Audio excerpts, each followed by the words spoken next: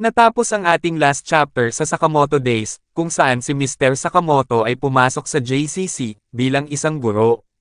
Siya ay nag-disguise bilang si Mrs. Sakamoto at nagawa din niyang mailigtas si Akira sa kapahamakan. Si Shin naman ay tinalo ang isa sa mga senior ng mga researcher at natagpuan din niya si Netsuki Seba, ang Invisible Man. Ngayon, atin nang simulang talakayin ang susunod na chapter ng Sakamoto Days, at ito ay ang chapter 76 at 77.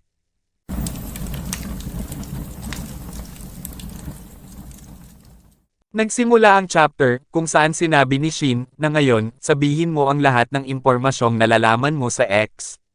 Sinambit ni Seba, na ang ibig mong sabihin ba ay ang trabaho sa laboratorio.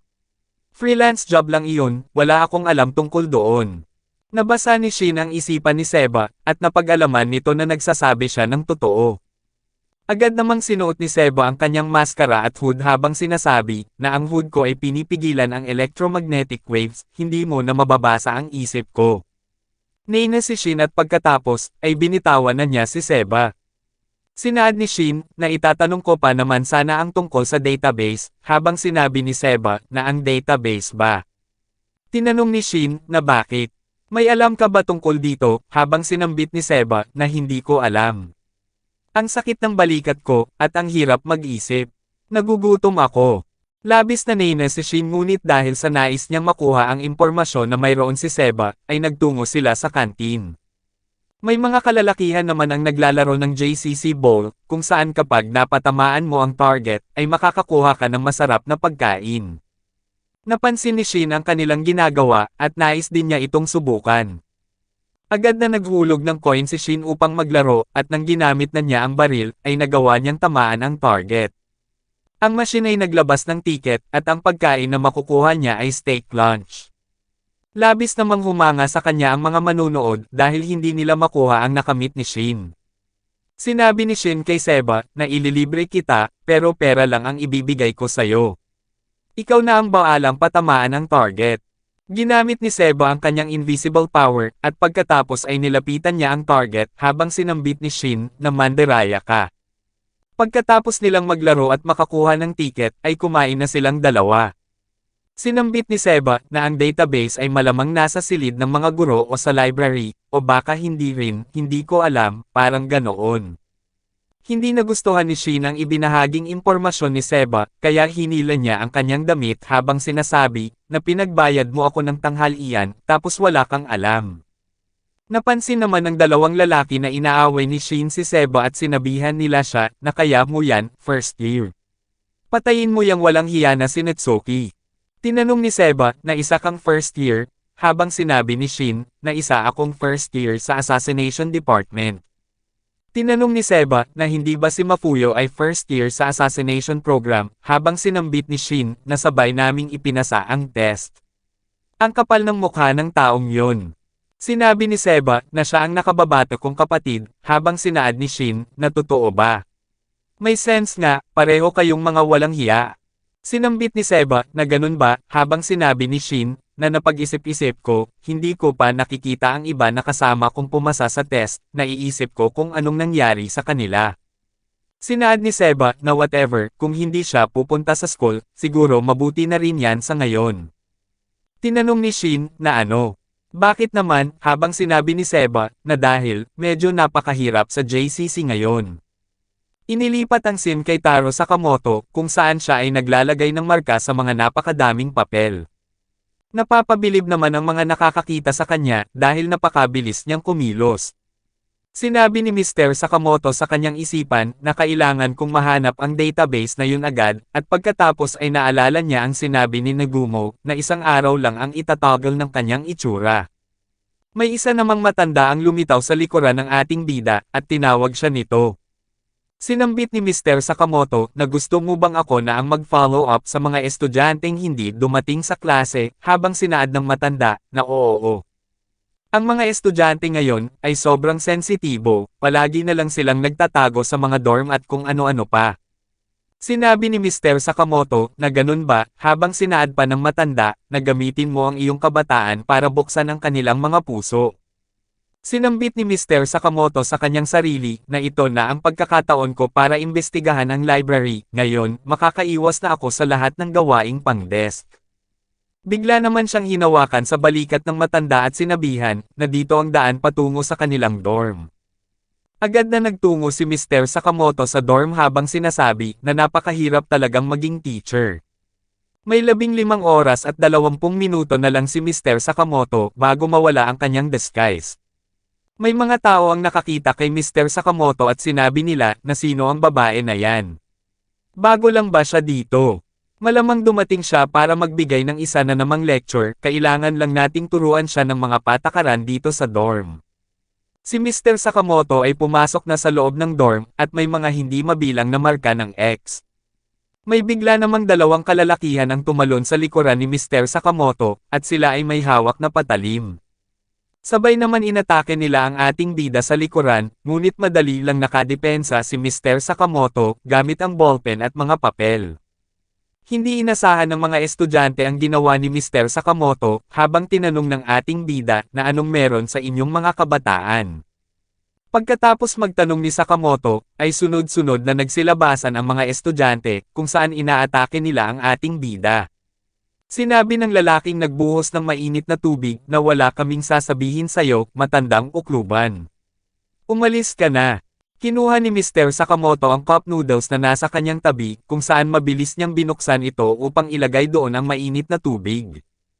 Ibinalik ni Mr. Sakamoto sa mesa ang cup noodles habang sinasabi na nakikita kong kailangan yun ng kaunting pagtuturo. Kinuha ni Mr. Sakamoto ang chopstick at inihagis ito na tumama sa damit ng lalaki. Pagkatapos pahintuan ni Mr. Sakamoto ang lalaki, ay bigla niyang hinawakan sa ulo ang estudyante na nasa kanyang tabi upang iwasan ito. Kinuha ni Mr. Sakamoto ang mga hanger na nakasabit at ginamit ito upang pigilan ang mga balang pinapakawala ng kanyang mga kaaway. Nang maubos na ang kanilang bala, ay nilapitan niya ang mga ito, at inilagay ang mga hanger sa kanilang mga damit.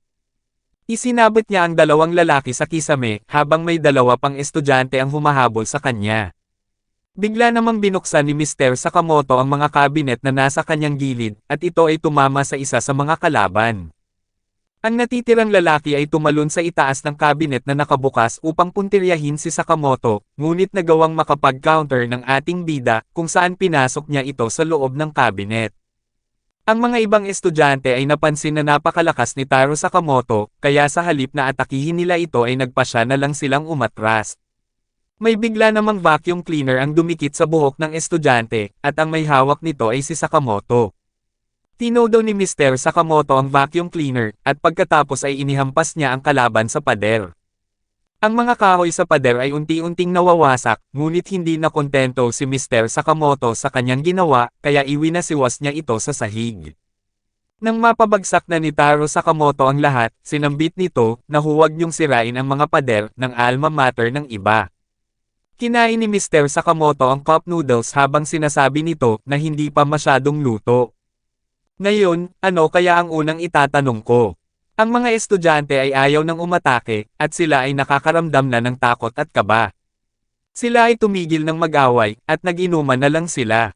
Sinabi ng estudyante na nasa kanyang tabi na napakalakas mo pala, sensei, habang sinambit ng isa na nasa top assassin ranking list ka ba? Tinanong naman ng isa na anong uri ng baril ang iyong ginagamit. Napaisip si Sakamoto na paano ito nangyari, at pagkatapos ay naalala niya ang sinabi ng matanda sa kanya, na gamitin mo ang lakas ng kabataan para buksan ang mga puso ng mga batang yon. Sinabi ng isang estudyante na talagang kinilabutan ako sayo, hindi ka tulad ng ibang guro, habang nagtanong naman ang kanyang katabi na sensei, anong major mo? Anong taon ka nagtapos? Sinambit ni Mr. Sakamoto na hindi na yan mahalaga, dapat kayo ay nasa klase, at huwag magdulot ng problema sa mga guro ninyo. Sinaad ng lalaki na hindi, mali ka. Makinig ka, sensei, sira na ang JCC. Ipinakita ng isang estudyante ang markang X at sinabi na malaki ang ibig sabihin ng simbolong to sa amin.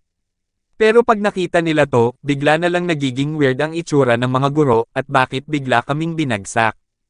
Hindi ko gets. Tinanong ni Sakamoto na alam ba ninyo mga bata kung ano ang ibig sabihin ng simbolong yon.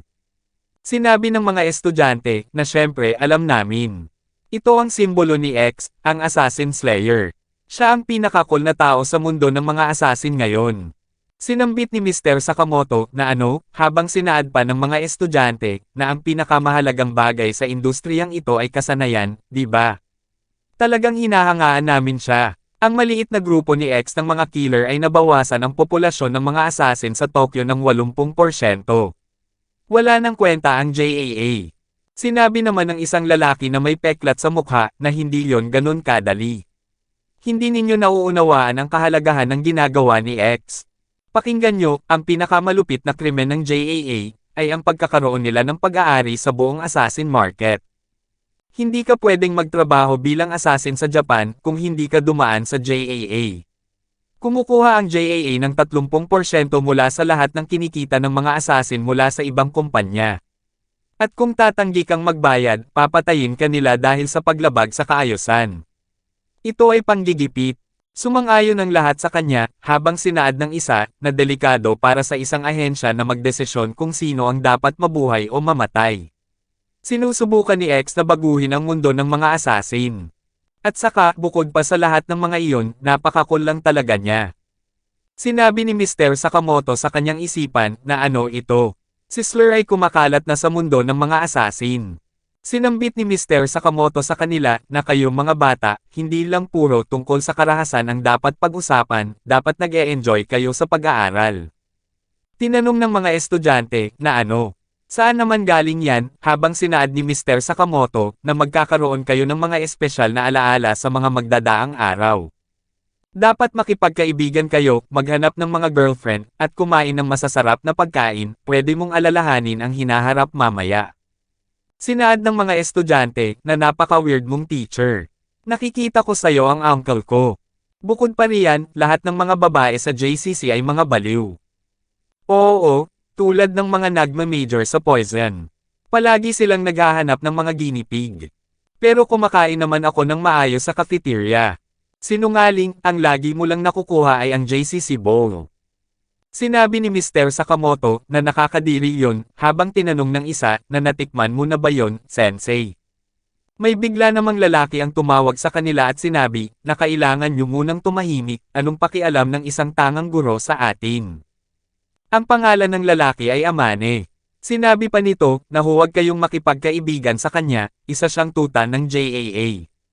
Malapit nang magtapos ang panahon ng JAA, kailangan na ninyong mga matatanda na umatras. Dapat ang buong grupong yon ng mga walang hiya ay mamatay na lang. Inilipat naman ang scene sa daan kung saan sina Negumo at Shishiba ay nakasakay sa sasakyan. Tinanong ni Negumo na sa palagay mo, okay lang kaya si Sakamoto? Sinabi ni Shishiba na si Mr. S. Anong meron sa kanya, habang sinambit ni Negumo na naga-undergo siya ng teaching internship bilang isang magandang babae. Sinaad ni Shishiba na sa paaralan, wala akong magagandang alaala mula roon, habang sinabi ni Negumo na nag-enjoy ako sa JCC.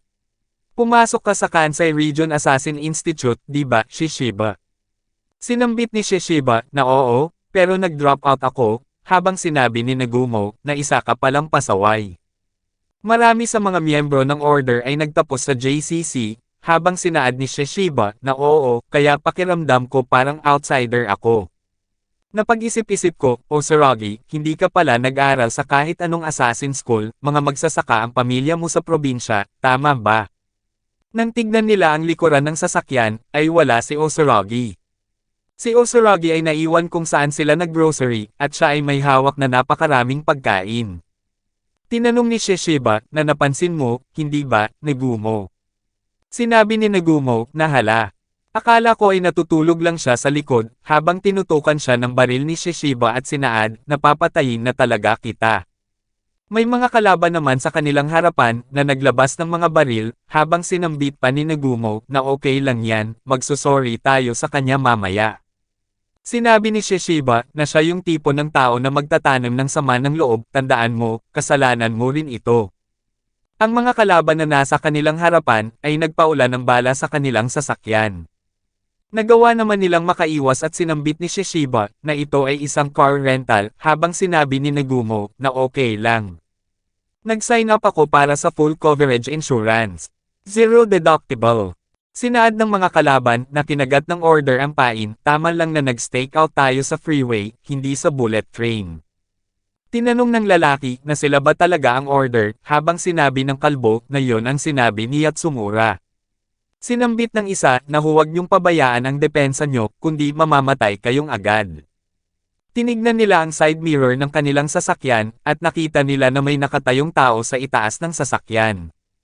Si Nagumo pala ang nasa itaas ng sasakyan, habang sinabihan siya ni Shishiba na huwag kang masyadong magpakitang gilas. Sinambit ni Nagumo na huwag kang mag-alala, mayroon akong gold assassin license. Ang isa sa mga kalaban ay babarilan sana si Nagumo, ngunit bigla itong naglaho. Ang lalaki na lumabas sa bintana ng sasakyan, ay biglang nagdugo ang kanyang leeg, habang hindi naman ito napansin ng kanyang mga kasama. Ang lalaki ay nahulog sa daan, at pagkatapos ay biglang pumasok si Nagumo at umupo ito kung nasaan ang nawalang kalaban.